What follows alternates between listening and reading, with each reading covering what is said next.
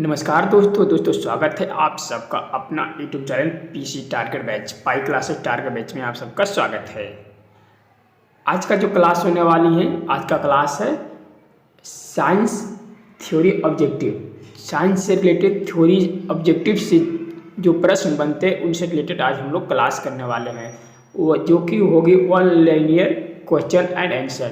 One linear question answer जो कि one linear का होती है वो क्वेश्चन आंसर, उससे आज रिलेटेड हम लोग आज क्वेश्चन एंड आंसर करेंगे जो कि सभी परीक्षाओं के लिए उपयोगी होगी, जो कि सभी परीक्षाओं के लिए उपयोगी होगी, चाहे वो आप ग्रुप डी का एग्ज़ाम दें या एनटीपीसी का दें या और अदर कम्पिटिटिव एग्ज़ाम का तैयारी कर रहे हैं तो उनके लिए यह क्लास बहुत ही इंपॉर्टेंट होने वाली है। तो साइंस का थ्योरी ऑब्जेक्टिव प्रश्न आज हम लोग देखेंगे, तो वीडियो में शुरू से लास्ट तक बने रहें। वैसे विद्यार्थी जो मेरे चैनल पे नए हैं चैनल को सब्सक्राइब कर देंगे और प्रेस कर देंगे नोटिफिकेशन ऑन कर देंगे ताकि इस प्रकार का वीडियो, इस प्रकार का क्लास आपको मिलते रहे। तो चलिए आज का क्लास हम लोग स्टार्ट करते हैं।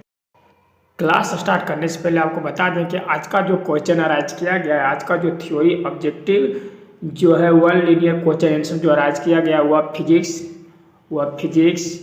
केमिस्ट्री एंड बायो से किया गया ठीक है। तो आज का जो क्वेश्चन है वो काफ़ी इंपॉर्टेंट है। फिजिक्स केमिस्ट्री एंड बायो से इंपॉर्टेंट क्वेश्चन आपको वन लीनियर क्वेश्चन आपको लिया गया है, तो वीडियो में शुरू से लास्ट तक बने रहेंगे। देखिए कहता है कि मनुष्य के हृदय में कितने कोष्ठक होते हैं। तो आप सबको मालूम होना चाहिए कि मनुष्य के जो है मानव जो है उसके हृदय में कितने कोष्ठक होते हैं। तो उनके हृदय में 4 कोष्ठक होते हैं। तो आप लोग याद रखेंगे कि मनुष्य के हृदय में 4 कोष्ठक होते हैं, ठीक है, 4 कोष्ठक होते हैं। चलिए नेक्स्ट में कहता है कि बच्चों में क्वाइरिशोरिया की बीमारी चैम्बर किसकी कमी से होती है, जिसे इंग्लिश में हम लोग चैम्बर कहते हैं। यह बीमारी जो होता है छोटे छोटे बच्चों में होता है, वह किसकी कमी से होता है। तो देखिए ये जो है ये आपका प्रोटीन के कमी से होता है। बच्चों में जब प्रोटीन की कमी हो जाती है तो उसको जो है क्वासियोरकर बीमारी जिसे चैम्बर के नाम से भी जाना जाता है, इंग्लिश वर्जन चैम्बर होता है, ठीक है। तो वो किसकी कमी से होती है, तो वो प्रोटीन की कमी से होता है। चलिए नेक्स्ट में कहता है कि रक्तदाब की माप जैसे ब्लड प्रेशर, ठीक है, हम लोग इंग्लिश में बोलते हैं उसके ब्लड प्रेशर, किस यंत्र से मापी जाती है। तो वो आपका है सिस्मोमैनोमीटर, ठीक है। तो आप देखेंगे सिस्मोमैनोमीटर अक्सर एग्जाम में पूछे जाते हैं। तो रक्तदाब की माप किस यंत्र से होती है, तो वो सिस्मोमैनोमीटर से होती है। चलिए नेक्स्ट में देख लेते हैं। कहते हैं कि मनुष्य के लार में कौन सा एंजाइम पाया जाता है। काफ़ी इंपॉर्टेंट प्रश्न है, ये अक्सर एग्जाम में पूछे जाते हैं कि मनुष्य के लार में कौन सा एंजाइम पाया जाता है। तो वो आपका टाइलिन है। कौन सा एंजाइम पाया जाता है, तो टाइलिन पाया जाता है। तो आपको इस प्रकार भी सवाल कर सकती है कि टाइलिन किसके लार में पाया जाता है, ठीक है, टाइलिन किसके लार में पाया जाता है, तो आपको मनुष्य के लार में पाया जाता है, आप ध्यान देंगे। चलिए नेक्स्ट में देख लेते हैं कि विटामिन का आविष्कारक किन्होंने किए थे। तो वो फंक महोदय ने किए थे। बहुत ही इंपॉर्टेंट यह सवाल है कि विटामिन का आविष्कारक किन्होंने किए थे, तो फंक महोदय ने किए थे। चलिए नेक्स्ट में कहते हैं एक पीढ़ी से दूसरी पीढ़ी में अनुवांशिक गुणों का स्थानांतरण किसके द्वारा होता है, किनके द्वारा होता है। तो देखिए क्रोमोसोम के द्वारा होता है। आप देखेंगे कि एक पीढ़ी से दूसरी पीढ़ी में अनुवांशिक गुणों का स्थानांतरण किसके द्वारा होता है, वो क्रोमोसोम के कारण होता है। कभी कभी आप सुने होंगे कि यह अनुवांशिकता रोग है, ठीक है, अनुवांशिकता रोग जो हम लोग कलर ब्लाइंडनेस के नाम से जानते हैं, ठीक है। वो देखिए एक अनुवांशिकता रोग है, कलर ब्लाइंडनेस एक अनुवांशिकता रोग होता है, ठीक है। तो ये सब जो है स्थानांतरण किसके कारण होता है, तो क्रोमोसोम के कारण होता है। चलिए नेक्स्ट क्वेश्चन देख लेते हैं। जल में घुलनशील विटामिन कौन कौन सी है, जो जल में घुलने वाला जो विटामिन है वो कौन सी है। तो देखिए ऑप्शन में बी और सी है। जो क्या है, बी और सी है, जल में घुल जाएगा। बी और सी कौन से विटामिन जल में घुल जाएगा, तो विटामिन बी और विटामिन सी, ठीक है। विटामिन बी और विटामिन सी आपका जो है जल में क्या होगा, घुल जाएगा। चलिए नेक्स्ट में कहता है कि लीवर में भविष्य के लिए कौन सा विटामिन भंडारित रहता है। लीवर में भविष्य के लिए, देखिए आप भविष्य के लिए कह रहा है, लीवर में भविष्य के लिए कौन सा विटामिन भंडारित रहता है, तो विटामिन ए आपको भंडारित रहता है। किसमें, तो लीवर में क्या होता है, विटामिन ए भविष्य के लिए भंडारित होता है। चलिए नेक्स्ट देख लेते हैं। गाय के दूध का रंग पीला किस कारण होता है? बहुत ही इंपॉर्टेंट प्रश्न है कि गाय के दूध का रंग पीला किस कारण होता है? तो कैरोटीन की उपस्थिति के कारण। तो आप लोग याद रखेंगे, सवाल यह कर देती है कि गाय का दूध किसके कारण पीला होता है? तो आपको कैरोटीन के कारण पीला होता है, ठीक है, कैरोटीन के कारण। चलिए नेक्स्ट देख लेते हैं कि शरीर के ऊतकों का निर्माण किससे होता है? शरीर के ऊतकों का निर्माण किससे होता है? तो आपको प्रोटीन से होता है। याद रखेंगे, शरीर के ऊतकों का निर्माण किससे होता है? तो आपका प्रोटीन से होती है। चलिए नेक्स्ट में कहते हैं शरीर में पित्त का निर्माण कहाँ होता है? शरीर में पित्त का निर्माण कहाँ होता है? तो आपको यकृत यानी कि लीवर में होता है, लीवर में होता है। आप लोग को पता होना चाहिए कि लीवर जो है, यकृत जो हमारे शरीर का सबसे बड़ी ग्रंथि है, ठीक है। हमारे शरीर की सबसे बड़ी ग्रंथि कौन सी है? लीवर है, यकृत, जिसे हम लोग यकृत कहते हैं, इंग्लिश में लीवर कहा जाता है। सबसे बड़ी ग्रंथि हमारे जो है शरीर के इंटरनल भाग का जो है सबसे बड़ी ग्रंथि क्या है?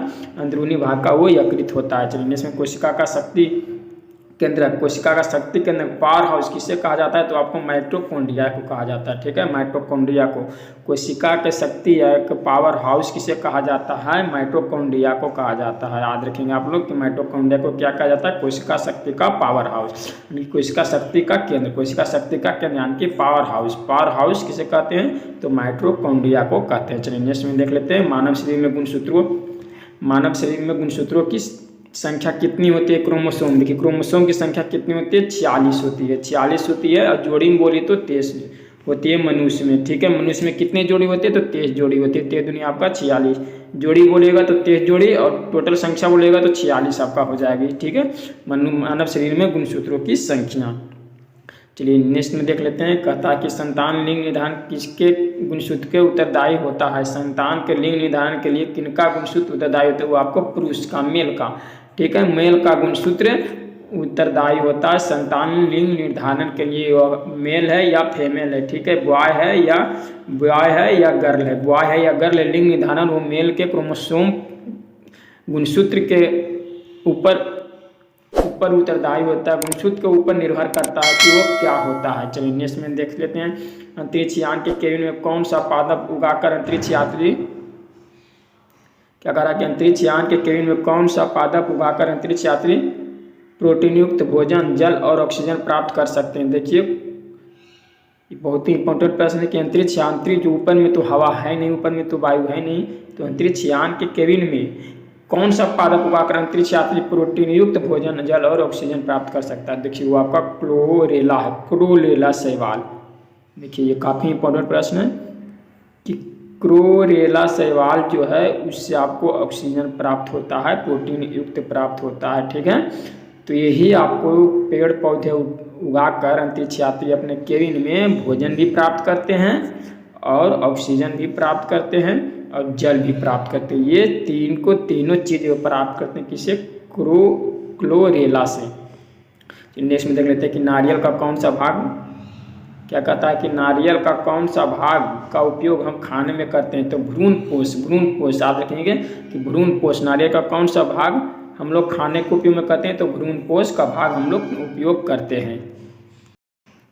देखिए कहता है कि उत्तल दर्पण का उपयोग मोटरसाइकिल मिरर के रूप में किया जाता है। ये देखिए क्या, तो उत्तल दर्पण का उपयोग जो है मोटरसाइकिल के मिरर के रूप में किया जाता है। तो आपसे सवाल पूछती है कि मोटरसाइकिल यानी कि मोटरसाइकिल के रूप में किस दर्पण का उपयोग, मोटरसाइकिल के साइड मिरर के रूप में किस दर्पण का उपयोग किया? तो वो आपका उत्तल दर्पण का उपयोग किया जाता है। आप लोग याद रखेंगे, अक्सर सवाल में पूछा जाता है, काफ़ी इंपॉर्टेंट ये VVI प्रश्न बन जाती है, ठीक है। चलिए नेक्स्ट में देख लेते हैं, नेक्स्ट में कह रहा है कि लेंस की क्षमता का मात्रक डायोप्टर होता है। हाँ याद रखेंगे कि लेंस की क्षमता का मात्रक क्या होता है? तो डायोप्टर होता है। तो डायोप्टर किसकी मात्रक होती है? तो वो आपका लेंस की मात्रक होती है। डायोप्टर किसकी मात्रक होती है? तो लेंस की मात्रक होती है। चलिए नेक्स्ट में देख लेते हैं कि इंद्रधनुष के बीच का रंग हरा होता है। हाँ देखिए पूछ देता है कि इंद्रधनुष जिसे हम स्पेक्ट्रम के नाम से जाते हैं, स्पेक्ट्रम इंग्लिश वर्जन वर्ड इसको बोला जाता है, इसे हम लोग हिंदी में इंद्रधनुष बोलते हैं। इंद्रधनुष के बीच का रंग कौन सा होता है? बीच का रंग तो आपका हरा होता है। याद रखेंगे कि हरा होता है बीच का रंग। कभी कभी पूछ दिया जाता है कि इंद्रधनुष में कुल कितने रंग होते हैं? इंद्रधनुष में कुल कितने रंग? तो आप लोग याद रखेंगे 7 रंग होता है, जो कि हमारे इंद्रधनुष में 7 रंग होते हैं। वो आपको इस प्रकार याद रखना है। किस प्रकार याद रखना है? देखिए आपको इस प्रकार याद रखना है कि देखिए इंद्रधनुष में कुल कितने रंग होते हैं, तो इंद्रधनुष में कुल 7 रंग होते हैं, यानी कि 7 रंग होते हैं। इंद्रधनुष में कितने रंग होते हैं, 7 रंग होते हैं। देखिए बैजानी, बैजानी पिनाला, बैजानी पिनाना, ठीक है, बैजानी पिनाना। लेकिन बीच में आपका हरा रंग आ रहा है, बीच में आपका क्या आ रहा है, बीच में देखिए आपका हरा रंग आ रहा है। देखिए ये हरा आ रंग आता है, बीच में वही करा कि इन धनुष के बीच में हरा रंग होता है। देखिए आप काउंट कीजिए, देखिए 1 2 3 4 5 6 7 रंग हो रहा है, 7 रंग हो रहा है। तो आपको ये इस प्रकार से पूछा जाता है, आपको पूछ दिया जाता है कि इन धनुष में सबसे लास्ट में कौन होता है, तो हरा होता है। सबसे फर्स्ट में कौन होता है, तो बैगनी होता है, तो बैगनी होता है। तो इसको आप इंग्लिश में आप बोल देते बिग ब्यूर, BIG बी, बिग ब्यूर के नाम से जाना जाता है। इन धनुष को किसके नाम से जाना जाता है, बिग ब्यूर, बिग ब्यूर के नाम से जाना जाता है। तो यहाँ पे याद रखें बिग ब्यूर। तो बैजानी आँख पिनाला और 7 रंगों से बनने वाला, ठीक है। बैजानी आँख पिनाला क्या होता है, इन धनुष का क्या होता है, बैजानी आँख पिनाला, बैजानी पिनाला, बैजानी पिनाला और 7 रंगों से बनने वाले थे। आप लोग याद रखेंगे, इन धनुष से काफ़ी ही सवाल इंपॉर्टेंट पूछा जाता है। चलिए नेक्स्ट में देख लेते हैं कि लाल हरा नीला, कहता है लाल हरा नीला को प्राथमिक रंग कहा जाता है। तो हाँ यहाँ पे याद रखेंगे प्राथमिक रंग किससे कहा जाता है, तो लाल हरा और नीला को कहा जाता है। याद रखेंगे कि लाल हरा और नीला को की और कौन सा रंग कहा जाता है, तो प्राथमिक रंग कहा जाता है लाल हरा और नीला को। ये आपका सवाल पूछा जाता है निम्न में से कौन प्राथमिक रंग है, तो आपको ये 3 में से कोई एक दे देगा, ठीक है। उसमें उसको आपको चूज करने की कौन है, तो लाल हरा और नीला को मिलाकर प्राथमिक रंग बनाया जाता है। चलिए नेक्स्ट देख लेते हैं। स्पर्श दृष्टि दोष की न्यूनतम दूरी 25 सेंटीमीटर होती है। कह रहा है कि हाँ 25 सेंटीमीटर क्या होता है, स्पर्श दृष्टि दोष की न्यूनतम दूरी होती है 25 सेंटीमीटर। नेक्स्ट में कहता है कि इन धनुष सूर्य से ठीक विपरीत दिशा में बनता है। हाँ ये देखिए, जब भी आप अपने जीवन में रियलाइज कीजिएगा, जब भी आपको बारिश होगा एकदम धीमा धीमा हल्का हल्का सा अगर बूंदा बूंदी बारिश होता है, तो जब भी इंद्रधनुष बनता है, तो अगर सूर्य ये साइड है, सूर्य ये साइड उगा हुआ है, ठीक है, पूर्व में, तो ये आपको पश्चिम दिशा में इंद्रधनुष बनेगा। क्या होगा, पश्चिम दिशा में इंद्रधनुष। अगर सूर्य पश्चिम दिशा में अभी है तो ये इंद्रधनुष ये आपको ये साइड बनेगा पूर्व दिशा में, है कि नहीं। और जब भी बनेगा ये उत्तर से दक्षिण की ओर बनती है। जब भी बनेगी धनुष तो उत्तर से ये दक्षिण की ओर बनती है, पूर्व दिशा में या फिर ये पश्चिम दिशा में। तो यहाँ पर वही कह रहा है कि जब भी इन धनुष सूर्य के ठीक विपरीत दिशा में बनता है, तो विपरीत दिशा में तो जाहिर सी बात है पश्चिम बनेगा या फिर पूर्व में बनेगा। तो आप लोग याद रखेंगे। नेक्स्ट में कहता है कि निकट दृष्टि दोष मायोपिया का निवारण, निकट दृष्टि दोष मायोपिया का निवारण के लिए अवतल लेंस का प्रयोग किया जाता है। ये बात ही काफ़ी इंपॉर्टेंट है ये कि मायोपिया यानी कि निकट दृष्टि दोष, निकट, आप लोग यहाँ से देखिए याद रखेंगे कौन सा दोष कर रहा है, तो निकट, निकट, नी देखिए नी आ रहा है, नी निकट, निकट में कौन, तो निकट, निकट में अवतल, निकट में अवतल, ठीक है। नी करा निकट, यहाँ साथ में। और दूर जब बोलेगा दूर, दूर दूर दूर, ऊ देखिए आ रहा है, तो इसमें देखिए उत्तल होगा। दूर जब बोलेगा तो उत्तल होगा, दूर दृष्टि दोष में उत्तल होगा, निकट दृष्टि दोष में अवतल होगा, अवतल। ये आप ट्रिक याद रखिएगा। जैसे ही निकट कर दिया तो अ का मात्रा आ रहा तो अवतल होगा, और दू कर रहा तो ऊ का मात्रा तो उत्तल होगा, ठीक है। यहाँ पे चलिए नेक्स्ट में देख लेते हैं। कहता है कि पानी के अंदर हवा का बुलबुला बुलबुला जिसकी सतह उत्तल होती है अवतल लेंस की भांति कार्य करता है।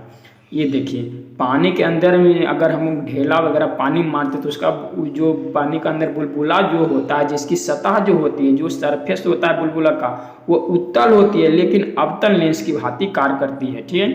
होती है उस सतह उत्तल लेकिन अवतल, अवतल है यानी कि उठा हुआ, अवतल है। देखिए अवतल को परिभाषा ही होता है उठा हुआ, ठीक है। उत्तल, अवतल उठा हुआ और उत्तल धंसा हुआ, तो उत्तल अवतल लेंस की भांति कार्य करती है। ये आपका जो बुलबुला होता है पानी में जो बुलबुला उठता है वो अवतल लेंस की भांति कार्य करती है। चलिए इसमें देख लेते हैं। किसी रंग का प्रकीर्णन उसके तरंग दैर्घ्य पर होती है। किसी रंग का प्रकीर्णन उसके तरंग दैर्घ्य पर निर्भर करता है। देखिए प्रकीर्णन किस पर निर्भर करता है, तरंग दैर्घ्य पर निर्भर करता है। चलिए नेक्स्ट में देख लेते हैं। लाल रंग का तरंग दैर्घ्य, लाल रंग का तरंग दैर्घ्य सबसे अधिक तथा बैंगनी रंग का तरंग दैर्घ्य सबसे कम होता है। बैंगनी रंग का तरंग दैर्घ्य सबसे कम होता है। चलिए नेक्स्ट में कहता है अंतरिक्ष, अंतरिक्ष से देखने पर आकाश काला दिखाई पड़ता है। तो अंतरिक्ष से देखने पर आकाश कैसा दिखाई देता है? तो काला दिखाई देता है। ये आप लोग याद रखेंगे, अंतरिक्ष कैसा दिखाई देता है? तो काला दिखाई देता है। चलिए नेक्स्ट में देख लेते हैं कि काले रंग की वस्तु सभी रंगों को अवशोषित करती है। हाँ, याद रखेंगे कि काले रंग की जो वस्तु होती है वह सभी रंगों की अवशोषित करती है। तो इसीलिए अगर आप देखिएगा गर्मी में काला रंग नहीं पहनने के लिए बोला जाता है, काला रंग, ठीक है। गर्मी में क्या होता है? काला रंग नहीं पहनने का बोला जाता है। अगर काला रंग आप काला अगर शर्ट या टी शर्ट पहन लेते हैं गलती से, तो आपको बहुत ही गर्मी लगती है, तो इसका कारण क्या है? तो इसका कारण देखिए यही है, क्या कारण? काले रंग वस्तु सभी रंगों को अवशोषित करती है। तो आपको रंग को अवशोषित करेगा तो किरण को भी अवशोषित करेगा। तो देखिए कि सूर्य के प्रकाश में कितने किरण है? 7 किरण है कि नहीं? 7 किरण, वो सभी किरणों को अवशोषित करता है, जिसके कारण बहुत ही अधिक गर्मी लगती है। इसके कारण हमें सूती यानी कि उजला वस्त्र पहनने की सलाह दिया जाता है गर्मी में उजला वस्त्र, क्योंकि वह उजला जो है सूर्य के प्रकाश की किरण को बहुत ही एकदम नगण्य मात्रा में अवशोषित करती है, बहुत ही कम अवशोषित करती है, ठीक है। तो यही कारण होता है जो गर्मी में हम लोग को उजला वस्त्र पहनने की अनुमति दिया जाता है। चलिए इसमें कहते हैं रंगीन टेलीविजन के प्राथमिक रंग लाल, हरा एवं नीला होता है। प्राथमिक रंग देखिए अभी हम लोग देखे थे कौन कौन होता है? लाल, हरा और नीला होता है। रंगीन टेलीविजन है जिसे हम लोग टीवी कहते हैं, ठीक है। टीवी यानी कि रंगीन टेलीविजन में प्राथमिक रंग क्या होता है? लाल, हरा और नीला होता है। तो टीवी में प्राथमिक रंग कौन सा होता है? तो लाल, हरा और नीला होता है। चलिए जिन दो रंगों को मिलाने से श्वेत रंग बनता है वे पूरक वर्ण कहलाते हैं। देखिए यहाँ पे पूरक वर्ण कर रहा है। पूरक वर्ण क्यों कहलाते हैं? तो जिन दो रंगों से मिलने से श्वेत रंग बन जाएगा, यानी कि जो दो रंग श्वेत बोले थे यानी कि उजला रंग, व्हाइट रंग बन जाएगा, वो पूरक रंग कहलाएंगे। देखिए कह रहा है कि जिन पदार्थों से होकर विद्युत आवेश सरलता से प्रवाहित होता है उसे चालक कहते हैं। तो चालक किससे कहते हैं? जिन पदार्थों से विद्युत आवेश सरलता से प्रवाहित हो उसे चालक कहते हैं। ये देखिए चालक कहते हैं, ये फिजिक्स का सवाल, चालक कहते हैं। चलिए चांदी विद्युत का सबसे अच्छा चालक है। यहाँ पे बहुत काफ़ी इंपॉर्टेंट ये प्रश्न है कि चांदी जो है विद्युत का सबसे अच्छा चालक होता है। चांदी क्या होता है? विद्युत का सबसे अच्छा चालक होता है। यहाँ पे प्रश्न करता है आपको कि विद्युत का सबसे अच्छा चालक कौन होता है? विद्युत का सबसे अच्छा चालक कौन होता है? तो कौन होता है विद्युत का सबसे अच्छा चालक? तो आपका चांदी होता है। चलिए नेक्स्ट क्वेश्चन देख लेते हैं। जिन पदार्थों से होकर आवेश प्रवाह नहीं होता वह अचालक कहलाता है। जिन पदार्थों से होकर आवेश प्रवाह नहीं होता है यानी कि इलेक्ट्रिक यानी कि विद्युत प्रवाह नहीं होगा, वह क्या कहलाएगा? अचालक कहलाएगा। अचालक कहलाएगा, ठीक है। नेक्स्ट में देख लेते हैं कि कह रहा है कि लकड़ी, रबर तथा कागज अचालक। हाँ, ये आपका देखिए एग्जाम्पल दिया अचालक का, लकड़ी, रबर तथा कागज अचालक है। देखिए नेक्स्ट में कह रहा है कि वैसे पदार्थ जिनकी विद्युत चालकता चालक एवं अचालक के बीच होती है अर्धचालक कहलाते हैं। यहाँ पे अर्धचालक कौन कहलाती है? जिनकी चालकता चालक एवं अचालक के बीच होती है, यानी कि चालक एवं अचालक। ये चालक देखिए यहाँ पर समझिएगा, ये अगर चालक है, ठीक है, चालक है, और ये अचालक है, अगर इसके बीच जो होती है सेमीकंडक्टर, वो अर्धचालक कहलाता है। यानी कि कुछ चालक है और कुछ अचालक भी, तो ये अर्धचालक होता है, यानी कि थोड़ा थोड़ा काम करेगा, नहीं भी करेगा, ये इसको हम लोग अर्धचालक कहते हैं। देखिए नेक्स्ट में बोल रहा है कि कार्बन, सिलिकॉन एवं जर्मेनियम आदि अर्धचालक पदार्थ हैं। हाँ, कौन कौन से? तो कार्बन हो गया, सिलिकॉन हो गया एवं जर्मेनियम हो गया, जो कि अर्धचालक पदार्थ है। जरा दृष्टि दोष देखिए, अब कह रहा है कि जरा दृष्टि दोष के निवारण के लिए बाइफोकल लेंस का प्रयोग किया जाता है। देखिए यहाँ पे आपको सवाल कर दी, जरा दृष्टि दोष में कौन सा लेंस से प्रयोग किया जाता है? तो वो आपका बाइफोकल लेंस का प्रयोग किया जाता है, ठीक है। नेक्स्ट में कह रहा है आपका, देखिए नेक्स्ट में कह रहा है आपका दूध खट्टा लैक्टिक अम्ल के कारण होता है। देखिए अक्सर एग्जाम में ये अक्सर सवाल पूछा जाता है कि लैक्टिक अम्ल किस में पाया जाता है? तो आपको खट्टे पदार्थ में, जिससे आपको दही में क्या पाया जाता है? तो लैक्टिक अम्ल पाया जाता है। तो यहाँ पर देख रहा है दूध जो है खट्टा किसके कारण हो जाता है? तो लैक्टिक अम्ल के कारण होता है, जो दूध खट्टा हो जाता है। आप लोग याद रखेंगे, दूध खट्टा लैक्टिक अम्ल के कारण हो जाता है। चलिए नेक्स्ट में करें, नियॉन गैस का प्रयोग ट्यूबों के ऊपर में विज्ञापन चिन्हों के रूप में होता है। हाँ, विज्ञापन चिन्हों, नियॉन गैस का प्रयोग ट्यूबों के ऊपर में विज्ञापन चिन्हों के के रूप में होता है। विज्ञापन चिन्ह यहाँ प्रकार, जैसे टीवी पर हम लोग प्रचार देखते हैं ना, तो उसको हम लोग विज्ञापन कहते हैं, विज्ञापन करते हैं, उसके चिन्हों के रूप में होता है नियॉन गैस का प्रयोग। चलिए नेक्स्ट में देख लेते हैं। नेक्स्ट में कह रहा है कि पेट्रोलियम हाइड्रोकार्बन का एक जटिल द्रव मिश्रण है। पेट्रोलियम जो है जो हम लोग पेट्रोल जो हम लोग टू व्हीलर गाड़ियों में जो पेट्रोल डालते हैं, वो जो है एक हाइड्रोकार्बन का जटिल द्रव मिश्रण है। ठीक है, क्या है? तो हाइड्रोकार्बन का एक जटिल द्रव मिश्रण है जो है क्या? पेट्रोल।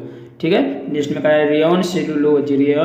कहता है कि रेयन सेलुलोज से बना संश्लेषित सिल्क है। रेयन क्या है? रेयन की एक रेशा है जो सेलुलोज से बना एक संश्लेषित सिल्क है। नेक्स्ट में कह रहा है कि सिलिकॉन जो अधातु है, सिलिकॉन जो अधातु का प्रयोग कंप्यूटर के इलेक्ट्रॉनिक चिप बनाने में होता है। यहाँ पे सवाल आपको करती है कि जो है चिप में कौन सा अधातु का प्रयोग बनाने में किया जाता है, तो वो है सिलिकॉन। क्या? सिलिकॉन। तो सिलिकॉन जो क्या है? एक अधातु है, इसका प्रयोग कंप्यूटर के इलेक्ट्रॉनिक चिप बनाने में किया जाता है। आप लोग याद रखें। चलिए कहता है हीरा का अपवर्तनांक सबसे अधिक होता है। आप लोग याद रखेंगे कि सबसे अधिक किसका अपवर्तनांक होता है? तो हीरा का होता है। नेक्स्ट में कहता है पूर्ण आंतरिक परिवर्तन के कारण ही हीरा चमकता है। हाँ, पूर्ण आंतरिक परिवर्तन। तो हीरा किसके कारण चमकता है? तो पूर्ण आंतरिक परिवर्तन के कारण चमकता है। ठीक है, हीरा किसके कारण चमकता है? तो पूर्ण आंतरिक परिवर्तन के कारण ही हीरा चमकता है। आप लोग आते हैं। नेक्स्ट में कहता है प्लेटिनम सबसे कठोर धातु। देखिए प्लेटिनम जो है सबसे कठोर धातु, ये तो अक्सर एग्जाम में पूछे जाते हैं। सबसे कठोर धातु कौन से है? तो आपको प्लेटिनम है।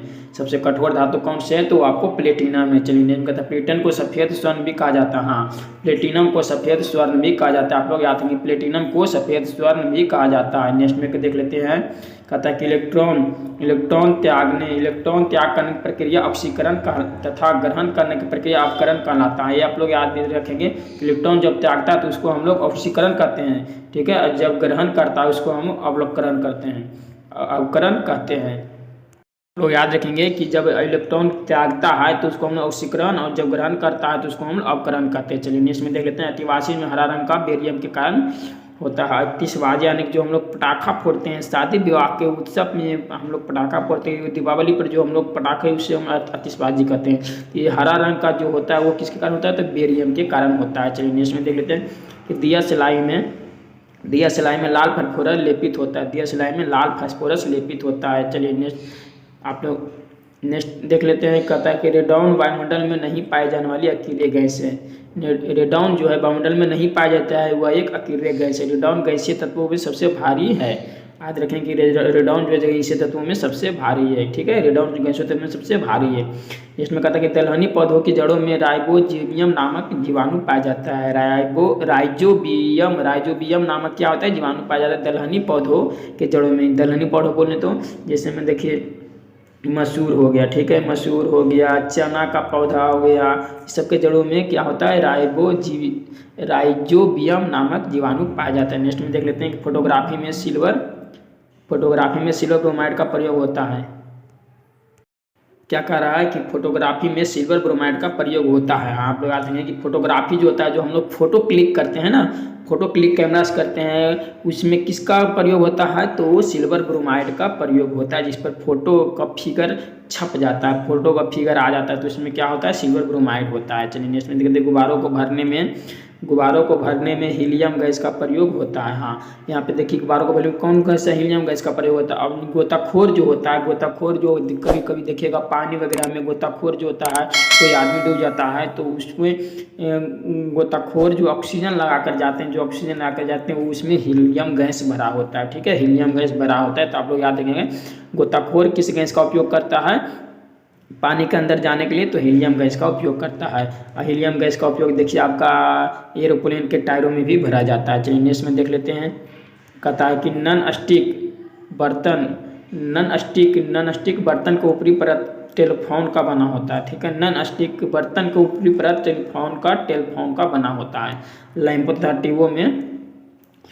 30 में नियॉन गैस भरी जाती है। लैंप 30 में कौन सी गैस भरी जाती है? तो नियॉन गैस भरी जाती है। चलिए इसमें जल की अस्थायी कठोरता को कठोरता उसमें कैल्शियम एवं मैग्नीशियम के बाइकार्बोनेट लवण के घुले रहने के कारण होती है। देखिए यहाँ जल की अस्थायी कठोरता जो है कैल्शियम एवं मैग्नीशियम के बाइकार्बोनेट लवण के घुले रहने के कारण होती है। देखिए नेक्स्ट में कहता है कि जल की, देखिए ऊपर में करा कि जल के अस्थाई, लेकिन जल की अस्थाई यहाँ पे जल का अस्थाई था। इससे पहले का जो क्वेश्चन था वो जल का अस्थाई कारण से था। यहाँ पे जल का अस्थाई कठोरता किसके कारण होता है, तो कैल्शियम और मैग्नीशियम के सल्फेट तथा क्लोराइड आदि लवणों के घुले रहने के कारण होती है। तो जल की अस्थाई कठोरता जो है किसके कारण होती है, कैल्शियम और मैग्नीशियम सल्फेट तथा क्लोराइड के घुले रहने के कारण जो है जल की अस्थाई कठोरता होती है। इसको दूर किससे किया जाता है, देखिए तो यहाँ पे आपको दे रहा है कि इसका दूर पानी की अस्थाई तथा अस्थाई कठोरता को दूर करने के लिए, यानी कि जल की अस्थाई तथा अस्थाई कठोरता को दूर करने के लिए सोडियम कार्बोनेट का प्रयोग किया जाता है। तो आप लोग याद रखेंगे सोडियम कार्बोनेट। तो आप सब बता देंगे कमेंट सेक्शन में कि सोडियम कार्बोनेट का सूत्र क्या होता है। सूत्र आप लोग बता देंगे, सोडियम कार्बोनेट का सूत्र क्या होता है, सोडियम कार्बोनेट का सूत्र आप सब बता देंगे। चलिए नेक्स्ट देख लेते हैं। सोना और चांदी की शुद्धिकरण, सोना और चांदी की शुद्धिकरण में नाइट्रोजन अम्ल HNO3 नाइट्रोजन अम्ल, ठीक है, नाइट्रोजन अम्ल का शुद्ध या HNO3 का प्रयोग किया जाता है। सोना और चांदी की शुद्धिकरण में, सोना और चांदी को शुद्ध करने में किसका प्रयोग किया जाता है, तो HNO3 यानी कि नाइट्रोजन अम्ल का प्रयोग किया जाता है। चलिए इसमें देख लेते हैं। विद्युत का सबसे अच्छा सुचालक चांदी है। विद्युत का सबसे अच्छा सुचालक क्या होता है, तो विद्युत का अच्छा सबसे चांदी होता है। ठीक है, याद रखेंगे विद्युत का अच्छा सुचालक क्या होता है, तो चांदी होता है। चलिए इसमें देख लेते हैं। नाइट्रस ऑक्साइड जिसे N2O, इसका शुद्ध क्या होता है, N2O को हंसाने वाली गैस कहा जाता है। हाँ, नाइट्रस ऑक्साइड एक ऐसी गैस है, अगर आप जहाँ पे हैं जिस कमरे में, उस कमरे में अगर नाइट्रस ऑक्साइड छोड़ दिया जाए तो आप हंसते हंसते आपका हंसी रुक ही नहीं पाएगा, आप इतना हंसिएगा कि कोई कहना ही नहीं। तो ये आपका नाइट्रस ऑक्साइड गैस का कमाल होती है। चलिए इसमें कहता है कृत्रिम वर्षा के लिए प्रयोग में सिल्वर आयोडाइड को लाया जाता है। हाँ, कृत्रिम वर्षा के लिए, देखिए कृत्रिम वर्षा के लिए प्रयोग में किसका लाया जाता है, कृत्रिम वर्षा के लिए सिल्वर आयोडाइड का प्रयोग में लाया जाता है। चलिए इसमें कहते हैं कि शुद्ध सोना 24 कैरेट की होती है। देखिए शुद्ध सोना 24 कैरेट होती है। कल का क्लास में मैंने यह क्वेश्चन किया था कि शुद्ध सोना कितने कैरेट की होती है, तो ये आपका 24 कैरेट का होती है। तो कल का क्लास नहीं देखें वो इस वीडियो के डिस्क्रिप्शन में उसका लिंक मिल जाएगा, वहाँ पे जाकर आप कल का क्लास देख लीजिएगा। चलिए नेक्स्ट देख लेते हैं कि अम्ल में वर्षा SO2 और NO2 गैसों की वायु में रहने के कारण होती है। देखिए अम्ल वर्षा जो है, अम्ल वर्षा किसके कारण होती है, तो SO2 और NO2 गैसों के वायु में रहने के कारण होती है। अम्ल वर्षा को हम लोग तेजाब वर्षा भी कहते हैं, अपने आमचाल बोलचाल में जिसे हम लोग तेजाब वर्षा भी के नाम से जानते हैं। अम्ल वर्षा SO2 और NO2 गैसों के वायु में मिले रहने के कारण होती है। हाँ, आज का जो है लास्ट क्वेश्चन, आज का लास्ट वाला जो कहता है कि लोहा का सबसे शुद्धतम रूप जो है पिटवा लोहा होता है। आप लोग याद रखेंगे कि लोहा का सबसे शुद्धतम रूप जो है पिटवा लोहा होता है। तो कौन सा होता है, तो पिटवा लोहा होता है। लोहा का सबसे शुद्धतम रूप कौन सा लोहा होता है, तो पिटवा लोहा होता है। ठीक है, पिटवा लोहा होता है जो लोहा का सबसे शुद्धतम रूप होता है। चलिए आज के लिए इतना है, फिर नए क्लास के लिए नए फैक्ट के साथ आप सबके लिए हाजिर होगा। जय हिंद, जय भारत।